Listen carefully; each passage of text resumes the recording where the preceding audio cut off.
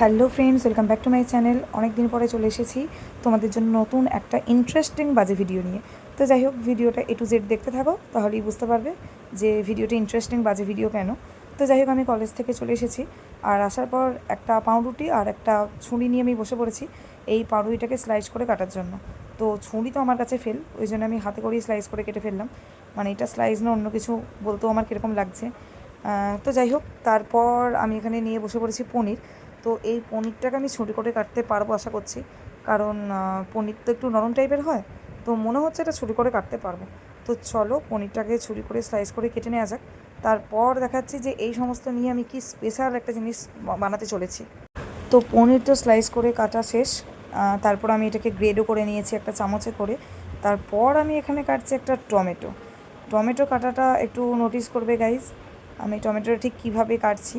এখান থেকে তোমরা নতুন করে কিভাবে টমেটো কাটার নিয়ম শিখতে হয় সেটাও শিখে নিতে পারো।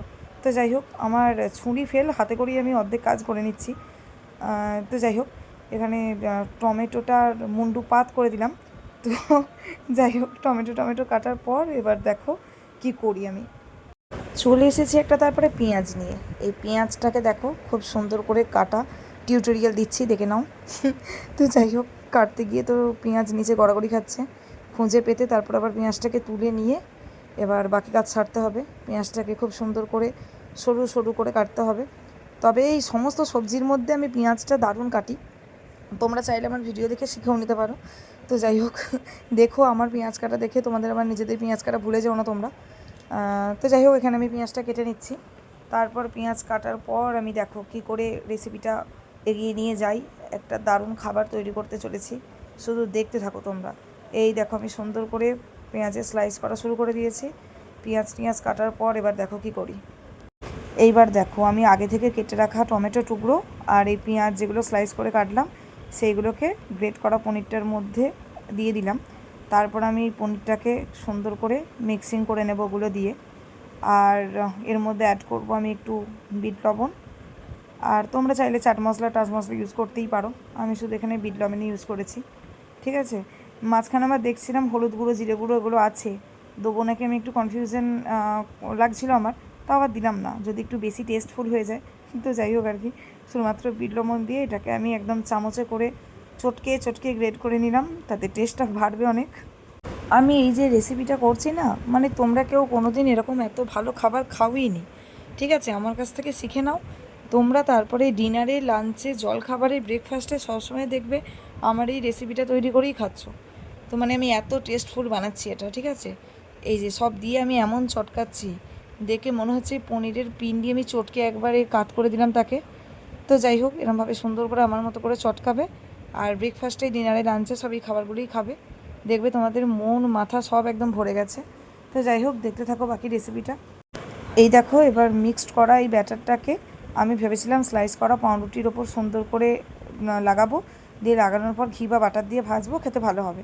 কিন্তু আমার স্লাইস করা পাউরুটির যা অবস্থা, দেখলাম যে ওইটার ওপর আর এই ব্যাটারটা লাগানোর মতো মানে যোগ্যতা নেই।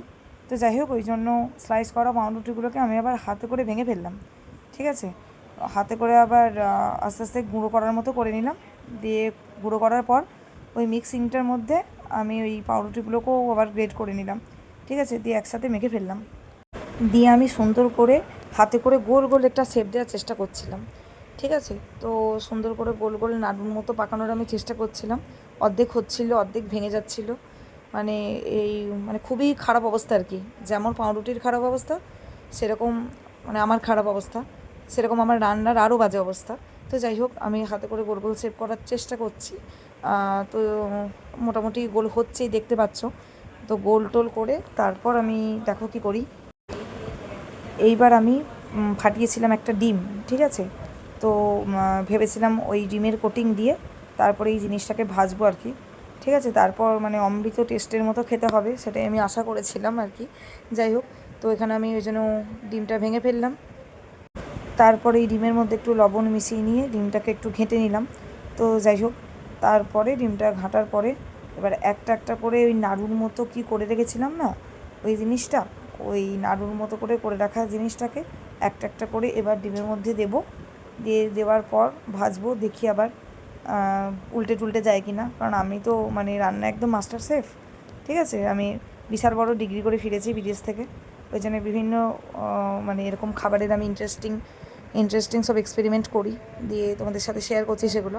তো যাই হোক, বক বক করতে করতে এখানে আমার ডিমটাকে আমি সুন্দর করে হাতে করে একদম গুলে নিয়েছি। তো গুলে নেওয়ার পর তারপরে এখানে আমি ফ্রাইং প্যানে দিয়ে দিয়েছি। ফ্রাইং প্যানে তো বলে বোধহয় এটাকে, ফ্রাইং প্যান আর ননস্টিকের কি কড়াই বলে জানি না বাবা। তো যাই হোক, ওখানে তেল ফেল দিলাম, দিয়ে তেলটা গরম হয়ে যাওয়ার পরে তারপরে ওই হাতে করে পাকিয়ে রাখা নাড়ুর মতো গোলগুলো আমি ডিমের মধ্যে দিয়ে দিয়েছি।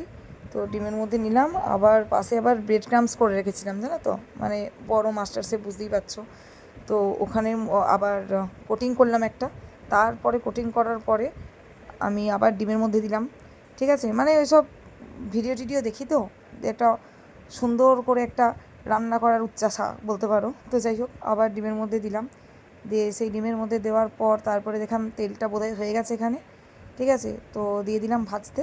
তো এরকমভাবে যে কটা আমি নাড়ুর মতো পাকিয়েছিলাম, তো যাই হোক সব কটাই ভেজে নিলাম। এক পিঠ হয়ে যাওয়ার পর তারপর এখানে উল্টে পাল্টে ভেজে নিলাম। তারপর এই দেখো ডিশের মধ্যে আমি সাজিয়েছি জিনিসগুলো।